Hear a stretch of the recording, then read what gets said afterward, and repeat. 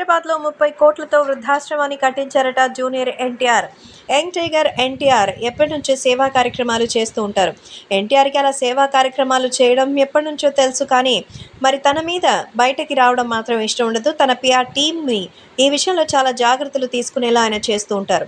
So తాజాగా ఆయన హైదరాబాద్లోనే మరి దాదాపు భారీగానే ఖర్చు పెట్టి ఇప్పుడు వృద్ధాశ్రమాన్ని కట్టించినట్టుగా అయితే తెలుస్తోంది. ప్రస్తుతం 1-2 కాదు 30 కోట్లతో మరి ఈ వృద్ధాశ్రమాన్ని కట్టినట్టుగా అయితే తెలుస్తోంది.